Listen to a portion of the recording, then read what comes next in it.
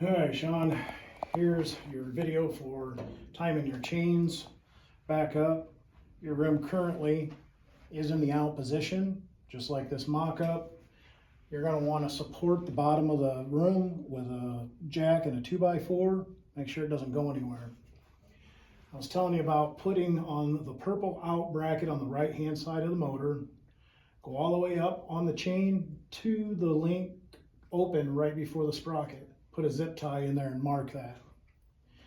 From that point, you can go ahead and disassemble all your chains on the box. You can leave your cables right where they're at. You can just loosen up on the chain nut. That's the 7/16 on the back side.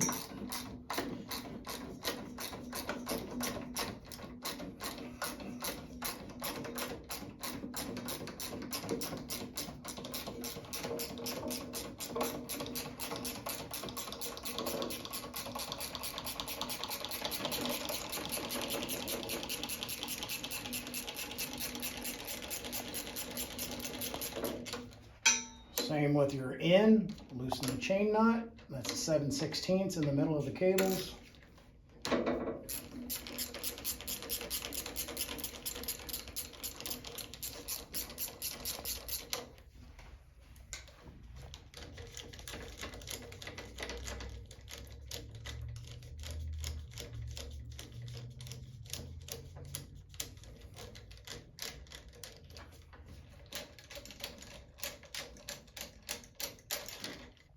If it comes apart, that's all right. Keep your fingers clear of that sprocket area. Screwdriver works really well. Poke that chain through.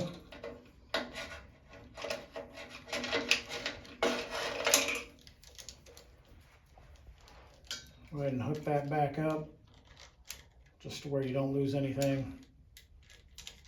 Let that rest on top of the box. Do the same to your other side now. Watch for the cable sticking out on a cable repair.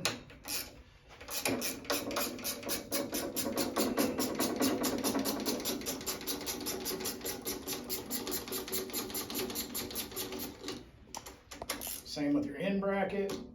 Break that chain nut loose.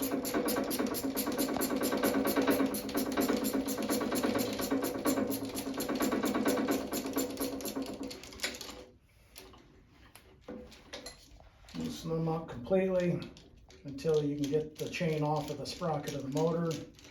At this point, your box is just sitting in the hole. Jack's the only thing supporting it. Set that on top of your box. Remove all the fasteners in the motor. Put the 22307 that we shipped out to you back in its original location. That's the first motor you originally took off. Lock it back down with your fasteners. There should be, on that one, I believe four or five fasteners. Once you've done this, before you reinstall your chains that go to that right side, this is the chain connector I was telling you on the out bracket. Measure from the back side to where your zip tie or the mark you used on your chain. For an example only, we'll say it's 6 inches. Go back over to your left side out bracket. Measure from the back side down to where you have 6 inches. Put a zip tie in there. This is going to ensure that when we put the chains back on, we stop that zip tied area one link shy right here of the sprocket. It's going to make sure both sides are timed. And we can double check this in a minute and ensure that everything's done properly. You're ready to hook the chains back up, then you can get into your cable repairs. Right side's going to go on first. Left side we want to go on last. Left side allows the chain to be up on the top of the double sprocket, gives you more room in behind that motor to ensure that nothing's going to hit and collide again. Locate your zip tie, wrap that around the sprocket. Make sure it's nice and tight around that sprocket. You'll have that zip tie on your left-hand side chain. You're going to locate that. That'll be right at that first opening before the sprocket. Set those on. Ensure that the cables that you do have on this side that aren't broke or damaged, everything's running nice and parallel. The outs and the ends, they're not wrapped or twisted around one another. This is where you can go ahead and double check from the back side of the chain connector to the center of the sprocket. Here I have 4.5. I want to make sure out bracket chain connector that I have 4.5 on this side. I have 5.5.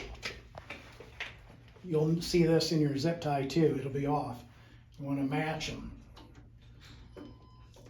So if I need to jump that around, I can until I have 5.5, just like the right side, because the right side was correct. Give myself a little more slack. I can do that by taking out on the chain or on the cables. I'll do that on the chain.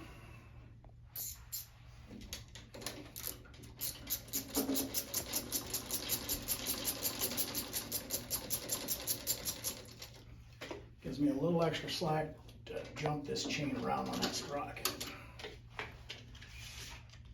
until I get my 5.5 centered again. So now I have 5.5 from the chain connector to the center of the sprocket. On the other out bracket on the other side of the motor, I've got 5.5 inches here as well. Now everything's timed for my outs. Leave my ends completely loose. Drive my out chains in.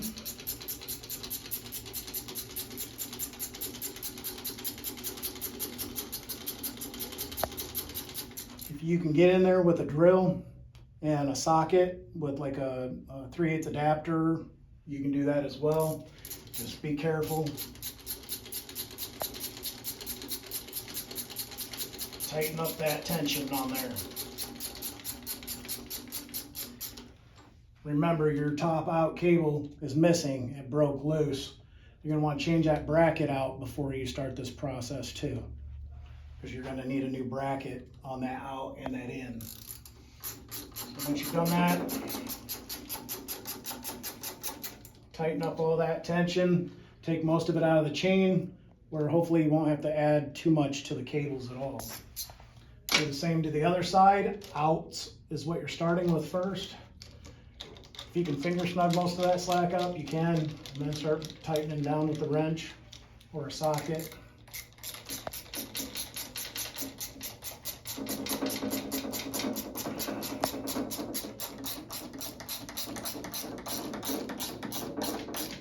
Running out of steam. Once I got that fairly tight, I can adjust the right-hand side. The left-hand side, the top should still be touching, the jack support and everything.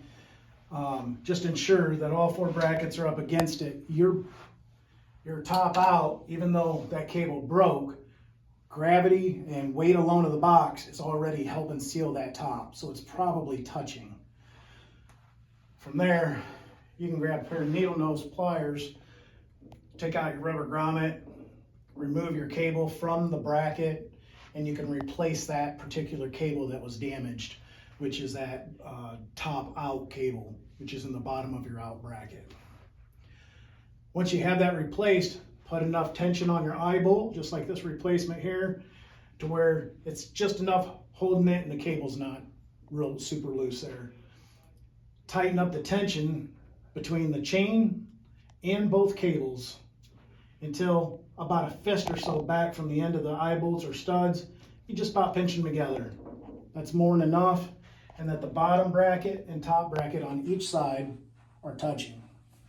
Same thing here. This is a little tighter, but both brackets are touching. You're good.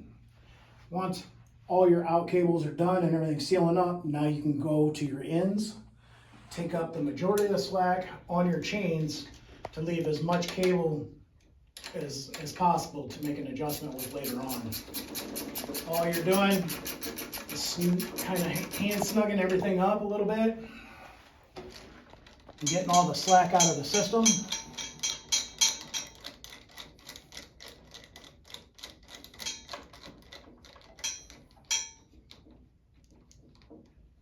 If you have any cables to replace on that end bracket, you can do so at this time. Cable changes and adjustments are all done with the room in the fully sealed position.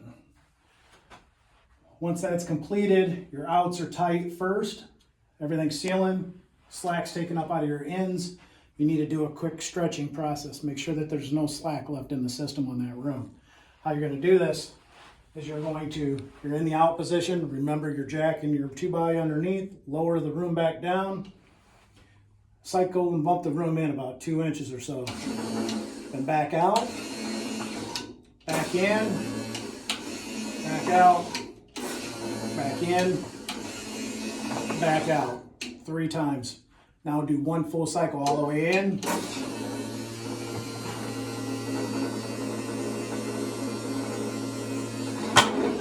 Once that room's all the way in, do the same thing. In and out, 3 cycles, and then all the way back out. The whole time you're watching these brackets, make sure they're not catching and colliding with one another. Once you've done that, go back to your outs. You're finished with those. You shouldn't have to touch them again. This little jam nut right here on the chain adjustment, make sure that that's locked down tight. You can do that with the open end, 7/16. Squeeze it tight, straight, nice and uniform with the chain. Same with the right side.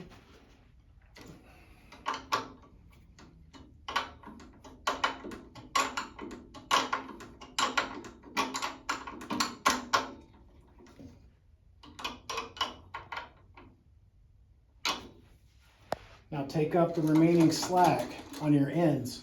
What you're looking for is a 1/2 inch of play in the cable, 1/2 inch up, 1/2 inch down. You can do this individual cables, these are the ones on the outside of the coach, or you can do it adding tension to both cables at the same time by adding chain tension.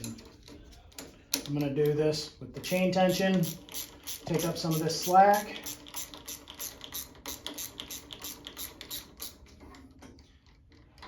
Until both of my cables on that side of the room, I can pick up and push down a 1/2 inch without the cable staying slacked when I pull on it. As long as I can do that and the cable's not drooping or sagging on you, you're good to go. Check your top and bottom on that side. Once you're where you need to be, make sure your jam nut is nice and tight up against that bracket. You can squeeze it together on the back side, smash all that and lock it in place, or like I said with the open end on that nut. What you do see is my chain is not uniform. Nice pair of needle nose clamping pliers. Hang on to the chain, get on the back nut. I'm going to drive the wrench up, hang on to the bracket, and straighten everything out. Now everything's nice and uniform. That side's complete. Go to my in on the left-hand side. Take up my slack on it. I'm going to do it evenly again on the chain. Get a 1/2 inch up, 1/2 inch down on the cable on the outside. You don't have to go outside the coach. Check this. Bottom and top are doing the same thing. 1/2 inch up, 1/2 inch down. No droop or sag. Run my jam nut tight to my adjustment bracket. Open end wrench. You can get in there and tighten that up. It's getting stuck on you. Tighten it up and smash it together on the back side. Once again, make sure your chain's nice and uniform. Needle nose pliers, grab the chain, pull down this time, pull the bracket to it, and straighten everything out. Very last thing you're going to do is those anti-vibration foam blocks. They're going to have a little punch out in the center. Your new blocks that you have, it'll still be there. As soon as you poke it over it, that little tab's going to fall out. Shove it and wedge it all the way back into your cable adjustment brackets. Top and bottom, all 4 cable adjustment brackets. Every stud should have one of those on it. That's going to ensure that your adjustments stay where they were, right where you put them, and they're not going to loosen up on you later on down the road. Any questions? Feel free to reach out. Thank you.